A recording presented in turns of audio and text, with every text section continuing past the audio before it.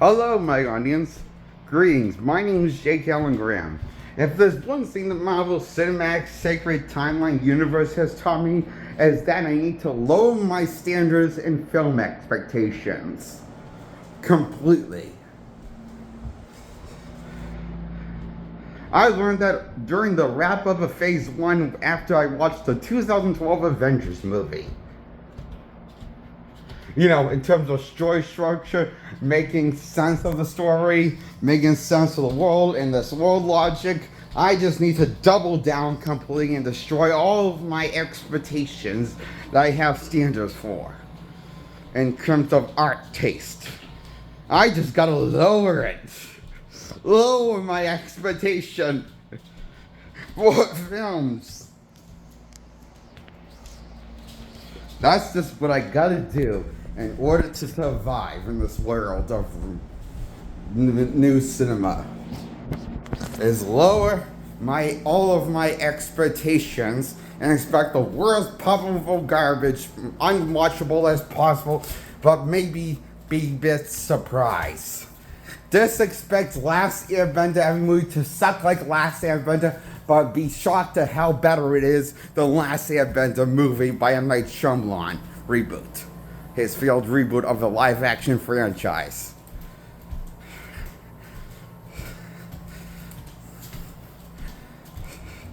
Be thankful none of the Marvel movies will be better than X-Men The Last Stand. Just say, two bad movies, you know, whenever you think to yourself, two bad movies in the Marvel Cinematic Universe won't be ever better than X-Men The Last Stand or X-Men Dark Phoenix. It won't be better than, or as good. But it will be better than Last Airbender 2010 movie. Is what every time I see a Marvel movie I get surprised. Because I learned to lower my taste and standards for movies. To evolve.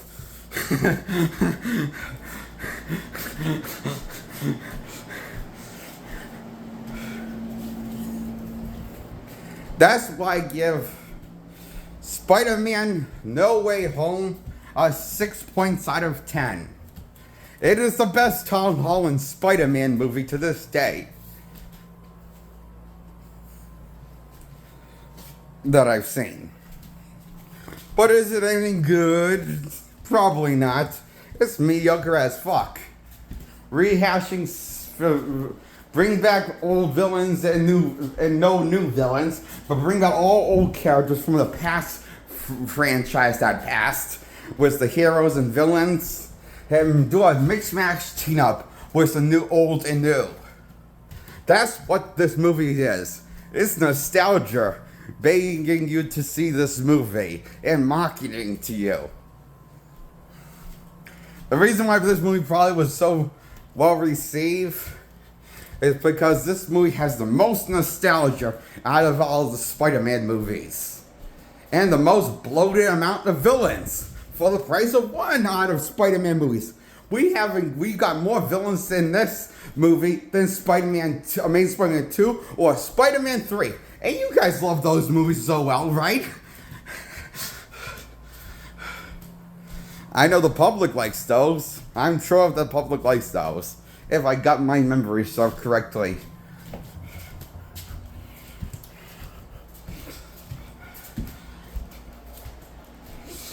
You know, it's like this, like so many villains, they form the Sinister Six for a brief version, then Spider-Man depowers each member and rigging them other evil villainous ways, I guess, something like that.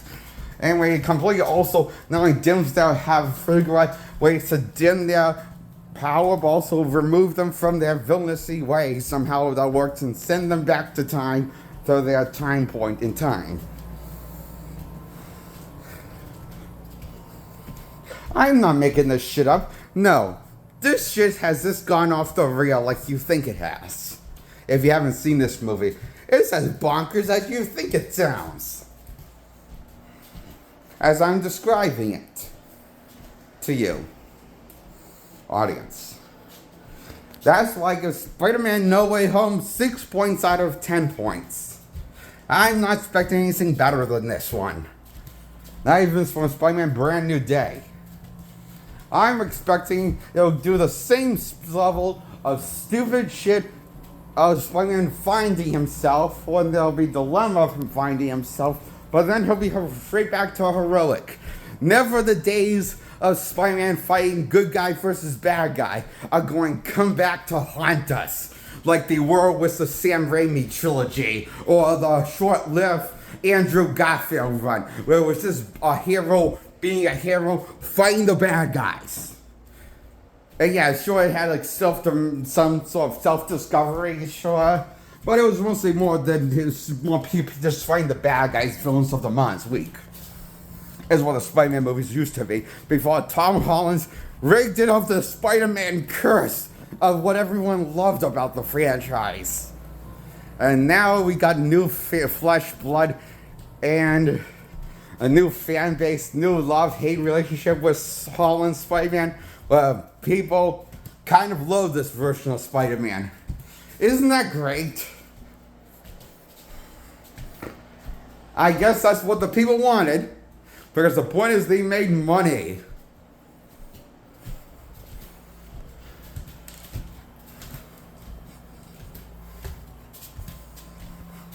Especially this one.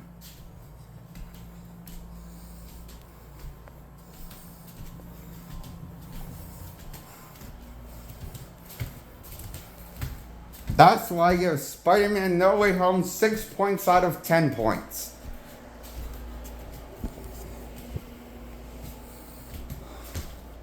It's fine, mediocre, hot garbage.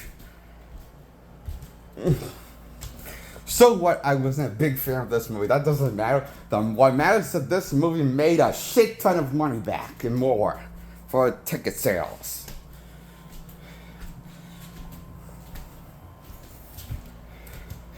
Even though I want to burn all copies of this movie, if I had the powers of God Almighty, I would use it to burn all copies of this movie so it would never be remembered or seen again. I haven't had worked up a hatred to that grudge since M. Night Shyamalan's last Airbender movie after first seeing it. The last time I had this much drug and violent hatred to afflict that I want to burn all copies out of existence was M. Night Shyamalan's last Airbender. But look around. Spider-Man came around and proved me we can always get lower of entertainment. Thanks to Tom Holland's Spider-Man 3 No Way Home, we can always stoop lower than M. Night Shyamalan's last Airbender. It can always get worse. Isn't that a great silver lining?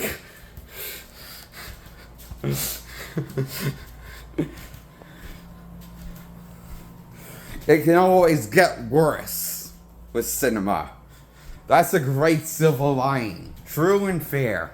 It can always get worse.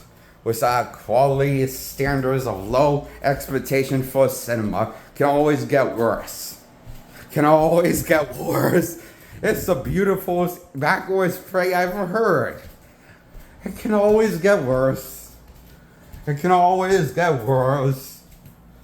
And Spider-Man No Way Home's proof of that. It can always get worse than the last Airbender movie by M. Night Shyamalan. Laughably bad. Let's not talk about, and don't get me started on the Aunt May death scene where she delivers the line, with great power comes great responsibility, then collapses hilariously from her wound given by Goblin's Goliath stabbing her in the flesh in a fatal wound, stabbing her in the gut. Then she doesn't at all cough up blood or feel winded. She's barely winded. She has mostly more energy than ever. It's kind of like that scene in Aliens 4 where the alien pops into a guy's chest and then it gives him a burst of energy. Then the alien comes out after he beats the shit out of a human that's crazy trying to kill a person. Then the suddenly after you know how the Alien 4 movie showed that scene where a guy. Thanks to curious nostalgia, pointing out that funny scene in Alien 4 where a guy that got a hugger on him, alien baby, hugger on those things. It usually came off of him, but then planted an alien in his chest. But instead of like freaking him out, he just felt like a burst of holy shit. Beat the shit out of guy energy, and he beats the shit off person, and then he fucking an alien pops out of his chest after he finally feels wind after beating the shit out of a guy. It's worse than that scene. Much more funnier. The death of Aunt May, where she gives the line and then collapses hilariously to her wound. I thought that was like the funniest scene in the movie. Her death. I'm not sure if it was intentionally or not funny, but I'm not the filmmaker. But that was the funniest scene ever in film history by Marvel Studios. Next to Tony Stark going into coming Hulk, wake him up with his Hulk roar.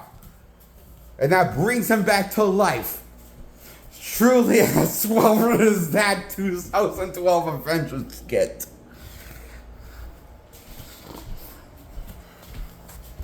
It doesn't need to make sense. It doesn't even need to have rhyme or reason to be there. It just has to be funny for it to be iconic.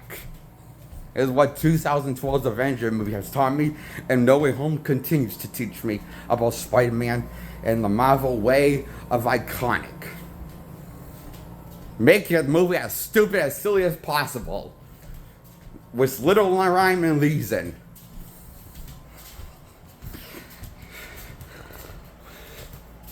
While putting as much nostalgia for the fans for recurring characters, for Spider-Man to fight with the new Spider-Man. You know? Because why not? It worked. Somehow, it fucking worked and made its money back, this movie did. Spider-Man No Way Home. Fuck this movie. This is retarded, aggressively retarded of a flick. I give it 6 points out of 10 for how mediocre the script was and the story was and execution. It's not as good as Halle Berry's Catwoman, sorry. Catwoman was at least memorable. Funny. This was forgettable funny.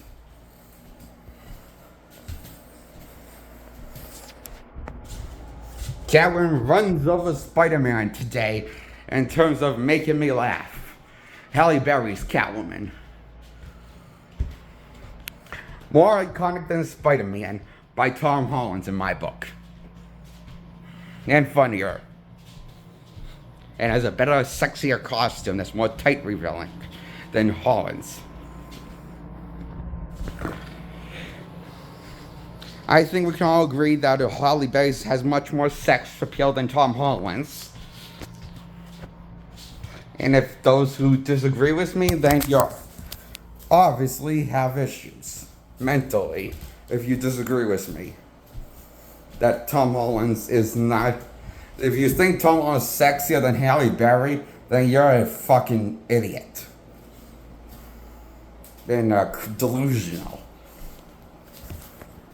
That's why I think Halle Berry's a better hero than Spider-Man. More sex appeal I can see. With her cool, tight, revealing skin costume.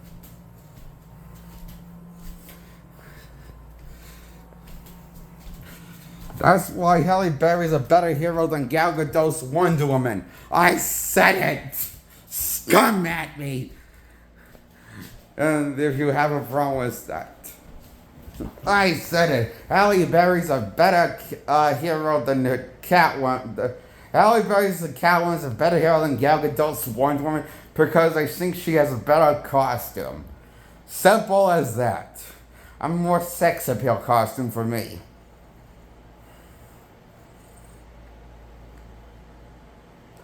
All his costumes is a bunch of CGI effects. It doesn't look real and convincing. It looks like a CGI effect, his costume. I wouldn't be surprised if his whole costume's motion captured CGI.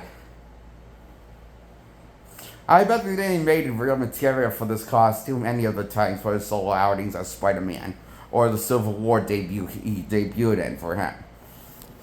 I bet they use entirely 100% a CGI costume and put him in a motion capture suit and put a CGI Spider-Man costume all over it. Is how I think they made him. His CGI costume is what it is. Personally, I liked it better when the costumes look more real and they actually made this shit. But then again, we gave Green Lantern shit for that. And, that didn't fly in 2011. But when Marvel does it, we just let it slide.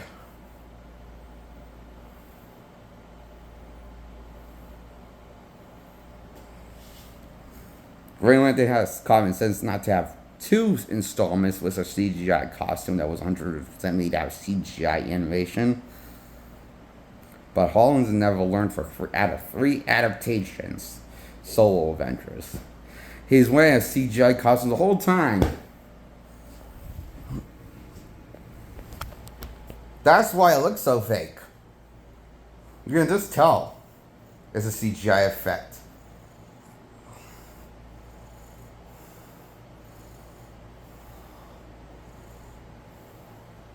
Makes me appreciate movies like Spider-Man 3 and Amazing Spider-Man 2, where we couldn't actually make this costume, and we got people to make the actual costume for the movies, and it wasn't just a CGI effect. I miss that. The taste of realism in comic book adaptation when they really made the costume.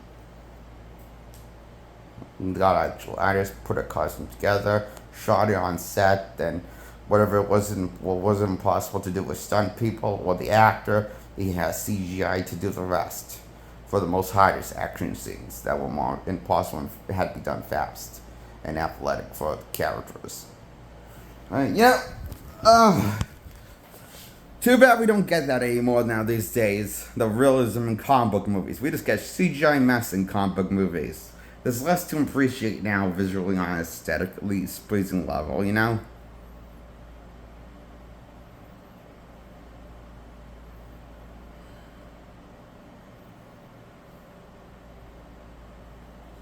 That's why I get Spider-Man No Way Home 6 points out of 10. It's boring for me. I still pass on me. I pass on it. Just don't recommend this movie. I say recommend passing on this movie because it's too stupid to enjoy, really. It's just I'm burned out by Holland's Spider-Man after the third one. I don't think I want to see Brand New Day that much. I mean, I think the trailer looks cool and all, but I've been duped before by Holland's 3 times by now in a row. With the solo runs, I've been let down by him 3 times in a row. What's going to change about Spider-Man 4? Nothing, I don't think. It's not going to be a hard reboot. It's going to continue the story. Unless it's a hard reboot where Uncle Ben's present in modern day, I don't think I want to see this Spider-Man anymore. I'm done with him. This is the worst, uninteresting, blandest, dumbest version of Peter Parker he could ever have written. This is the most anti-Peter Parker version you could ever write on a big screen. He feels like he's this white man's Miles Morales Spider-Man.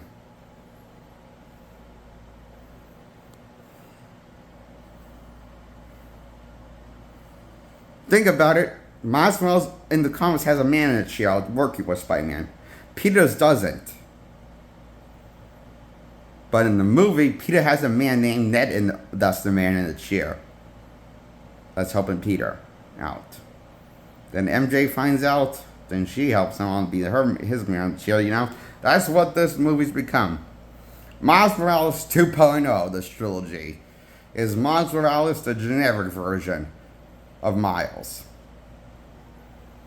This is the white man version of Miles Morales, I've come to realize, this Spider-Man trilogy. It was always meant to be a Miles Morales trilogy, but they couldn't use him because of legal rights for reason because they're making the Spider-Verse movies. So, that's what I think they always wanted to do. They wanted to make a Miles Morales, but they couldn't because of legal rights, because Sony's making Miles movies. So they took a crack on Peter again, deconstruct the whole mythology for a different audience, modern audience, retcon everything that you knew and loved from any of the comics, and make new mythology with this shit. Just make it up as you go. To try to fool the audience that Peter and Miles are generally the same character. And those who don't read the source material, know the source material well, are not going to know better, so, or point that out, that this is Miles Morales' Spider-Man, not really Peter anymore, by the end of the trilogy. Even more so. He feels more like Miles Morales' Spider-Man than a Peter Spider-Man.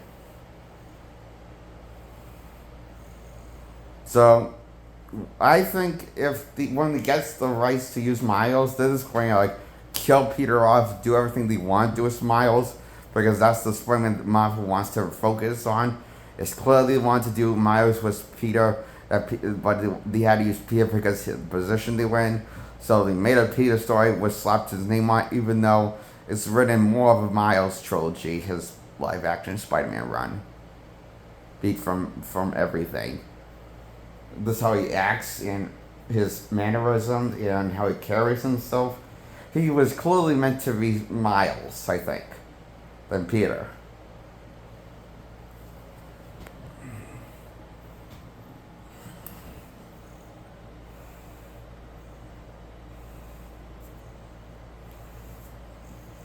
So, congratulations, Marvel. You made the worst, lamest, unfaithful version of Spider-Man ever made. Was Peter's incarnation from the Peter character. Well, that's something.